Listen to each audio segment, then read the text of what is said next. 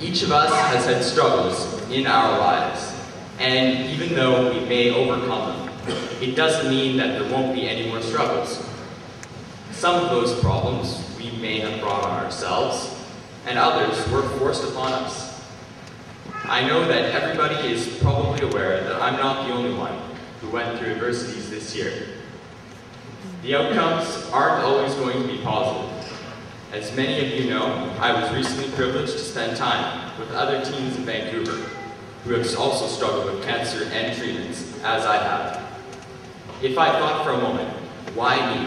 Why this year? It didn't take me long to realize that as serious as my circumstances were, there was always someone who had it worse than I did. I met an 18-year-old girl named Megan who had undergone 6 surgeries as well as 20 courses of chemotherapy. In comparison to me, she has battled it for 2 full years, whereas I fought my battle for only 5 months. The outcomes from our treatments are positive. There are side effects, but we're both alive and loving life.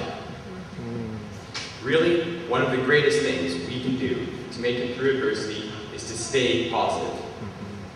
And do understand, I know how much of a cliche that is, but it is completely true. That is how I made it through my chemotherapy treatments, mostly by thinking of how soon I'd be back in my community and at Francis Kelsey, with all of my family and friends, peers and teachers, all of you who I considered a great support group. I would like to thank you very much for that now.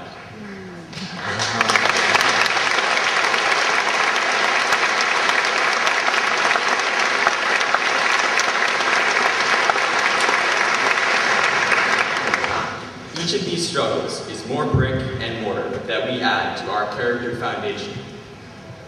As I mentioned earlier, our parents and our teachers have laid us a foundation which gives us, free individual Canadians, the opportunity and reason to achieve. We are free Canadian citizens who can do anything with our lives that we choose. Look at the current events in Iran, where 2/3 of the population is under 30 years of age, and thousands of them are protesting for reform. As Canadians, we should stop to think how valuable our freedom is. In Iran, many have died for the freedom that we take for granted. Our freedom allows us to achieve whatever we choose. Honestly, look, we've just graduated. Achieving is really an ambiguous statement. What does it mean? And to whom? To some of us, achievement will mean becoming prosperous business people who create jobs and more prosperity for others. To others, it will mean excelling at their passion, whether it is the performing arts, hockey, or interior design, and inspiring others to do the same. For some, it will be raising a family and creating productive members of society.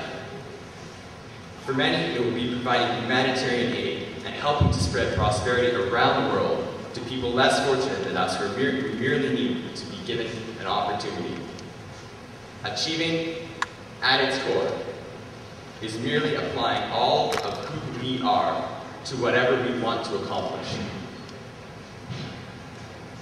All of us graduates, we all know what is best for us and our own lives. Don't listen when people say that we cannot do something. They don't always know what's best for us. It is then that we get to use our freedom and our power of choice. That is not to say we shouldn't seek out advice, or that we should close our minds to other people's opinions and ideas. Really, it just means that we should think for ourselves. I don't need the media telling me whether I should wear boxers or briefs. I know, and everybody here knows, that briefs are better.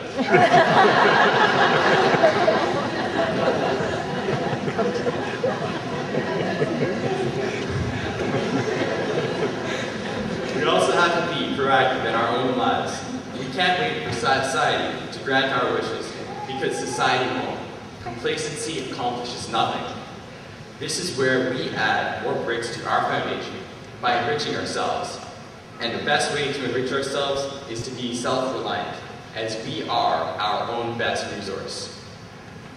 To quote Dickens, it was the best of times, it was the worst of times. 50 years ago, I probably wouldn't be standing here speaking with you, but today I am alive after having cancer because of modern medical advancements.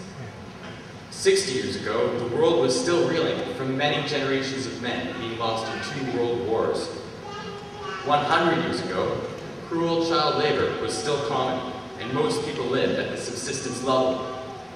Nowadays, most Canadians are affluent and well-to-do, more so than even when our parents went to school.